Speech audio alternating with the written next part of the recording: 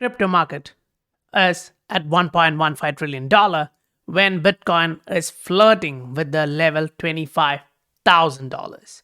And if we look at the price action on the daily, we kind of get a little bit more clarity on the price action, which kind of shows you that the thought process we highlighted here, suggesting that, okay, this can be an inside candle, which means the next candle will most likely be bullish, has come true. So the next post, which we actually talked about, looks something like this. So if you are pausing the video and reading it, that's fine. But the takeaway here is that the key level of the support held, and look at the volume. That makes sense because when you're looking at the daily volume, like we explained yesterday, that materialized. Right now, we are watching a new daily candle, which is here, which is moving, which does look great, right? You got a bullish day. But what really is happening in the market? We don't actually see a huge level of momentum. We are still consolidating in one range from last 3-4 days. So we really want to know, like, what is the biggest possibility? So if you are looking at the market, yes, we see some random coins popping here and there, but not every coin is showing us that it is moving in that direction. Now, yes, we had the thought process that, yeah, Bitcoin is going to correct back and then continue the rally. But we also have to understand that the price is forming a pattern. Now, that's a little bit irregular in terms of the pattern for Bitcoin, but when we go on to look at the Ether to understand what the altcoin market is doing, it's showing us a clear signal.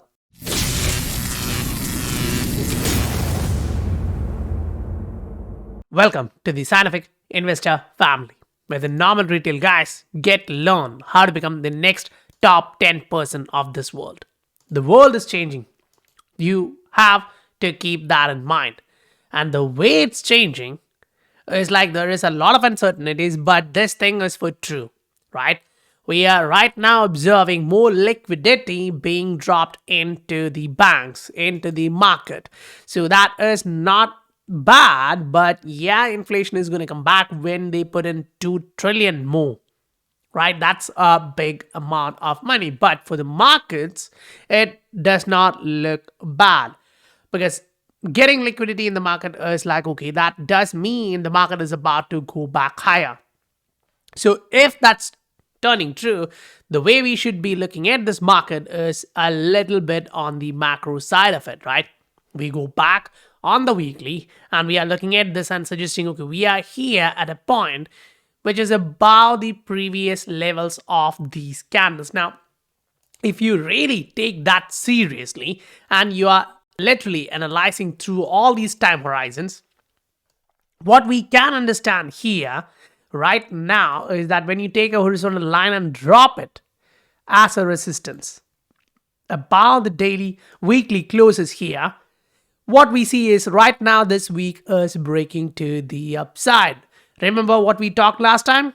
This can be a bull flag. So if you are breaking this, getting a candle close, now it's not like 10 days after, this is a weekly candle and we are already in Thursday. So if you guys are there watching this on a Friday, you are looking for just a couple more days before we get the confirmation.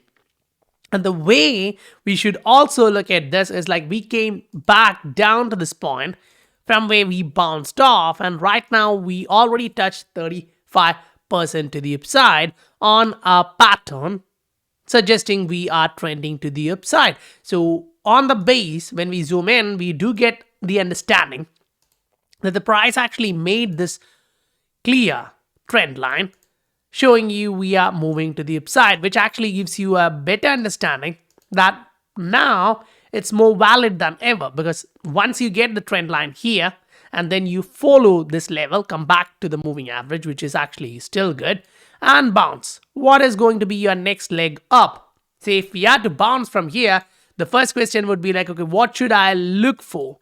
And for this particular bull flag, your actual upside is going to be close to 35-40%.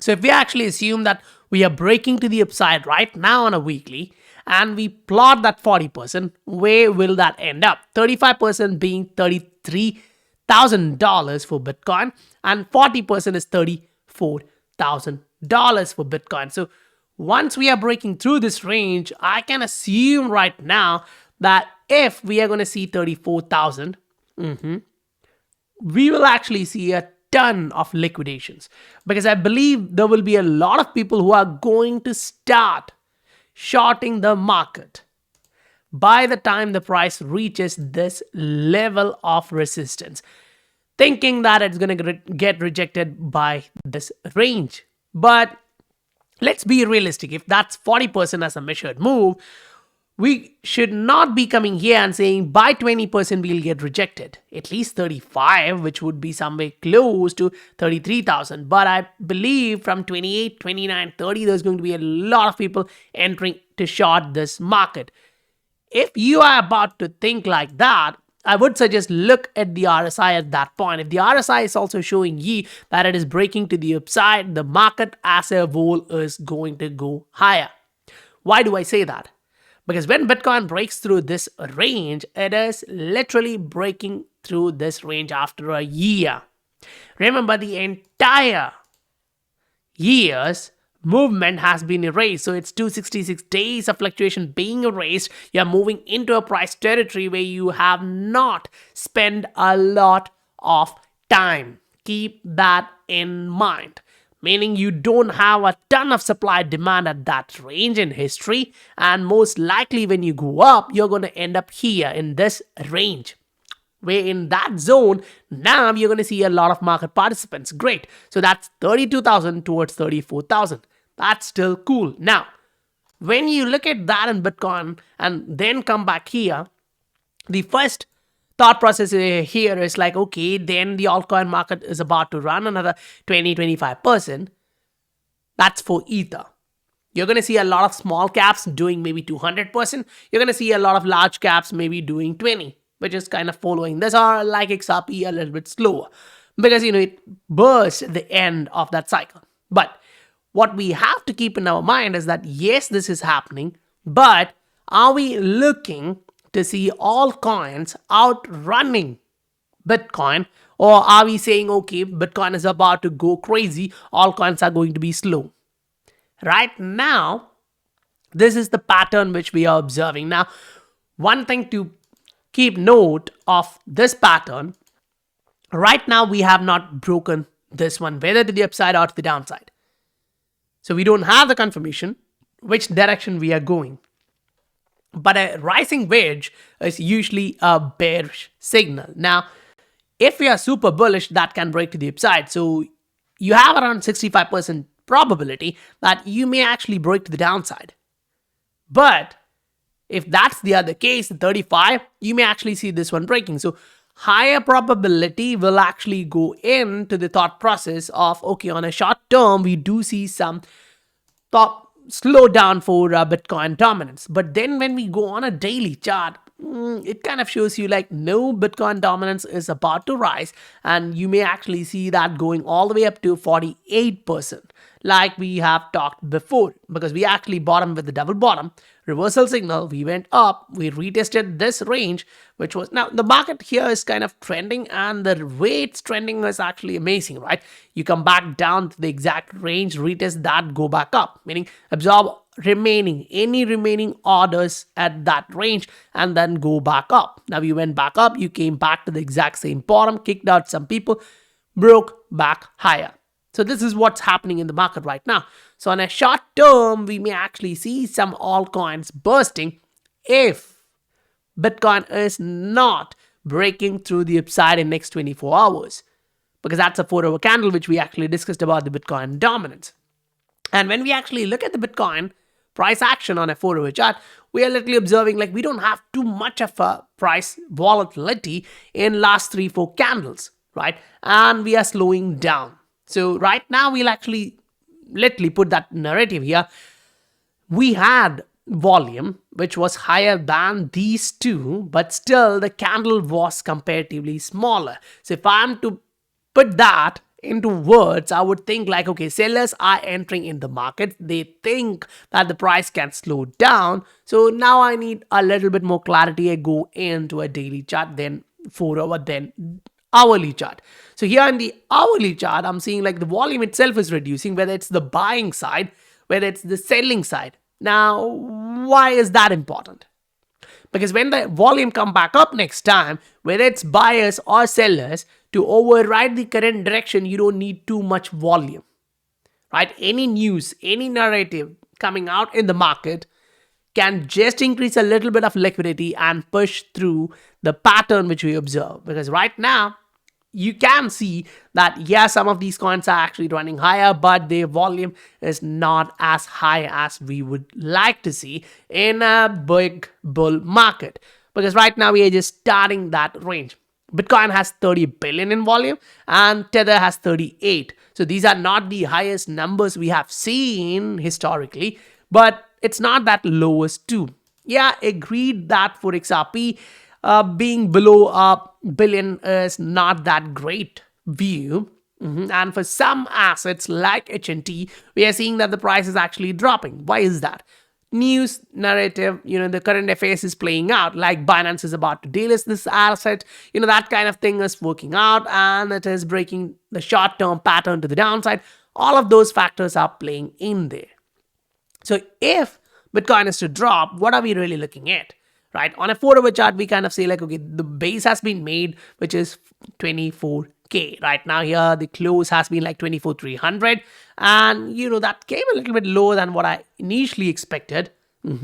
We just dropped a little bit lower than that. But it still held to that level, converting this range as a previous resistance turned into a support for the time being. And it's allowing the moving average, right? And when we go on a daily, that kind of makes more sense.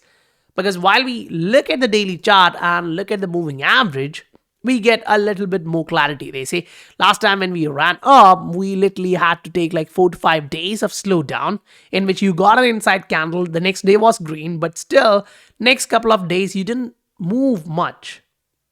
And the moving average reached the price and the price bounced. So right now that short-term moving average is still here. So we may have to consolidate here in this given range for say another couple of days for this one to come reach the price. At that point, we'll look at the volume to see whether we are bouncing to the upside or we are slowing down.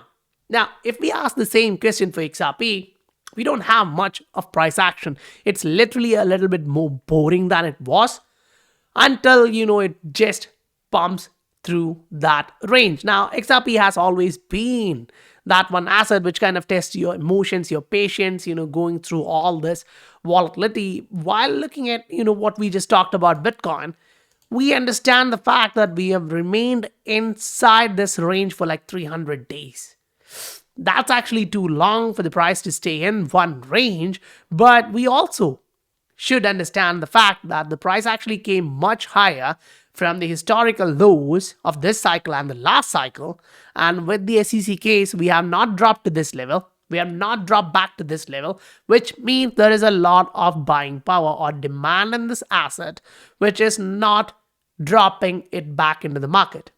Now imagine the SEC case is about to get solved. There is a narrative like that being played out. It is about to get relisted once you get the clarity. Right now, US market does not have any volume.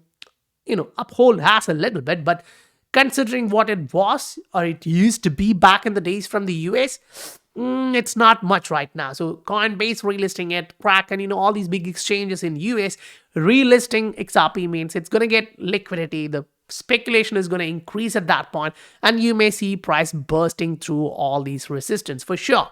But right now, going back to the crypto market and looking at what the market is about to do, we can easily put on that narrative and say like, okay, what we expect is that altcoins may start to run soon.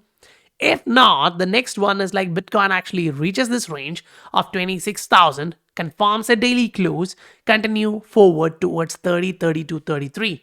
Now, why 33, 34 range? As I explained, we may actually see a lot of people entering in shorts by 28, 29, 30, right? And if they are leveraged, which means the market can get more liquidity by kicking them out by 31, 32, 33, 34. And that's always a possibility. And always, whenever you even think like, I was thinking 24 was the base, but this time it happens to be below that. Last time we were thinking like, okay, it can be 21. But what happened? The price actually went to 19,400. Now, when you're going up or when you're going down, the market always stretches a little bit to go against those who are getting over leveraged, overextended at that time. If that's the point, that means the price may even go higher than what I thought, touch 35, 36, 37, and then come back down to 30. If we go to 37, yeah, most likely we're going to come back to 37, towards 30 and slow down there and then bounce back up. Now, if we are slowing down by 33, we can say, okay, most likely 26, 27 would be the support. We may come back down. People would take profit for sure. There will be people who are leveraged, highly leveraged, and they would be taking those profits out because they are going in on the short-term trades. Now, we will have to sit there, observe the market and say, okay, this is what's happening. But we sure do understand that this month is important because 3 months of bullish narrative coming in Bitcoin is only happening in a clear bull market.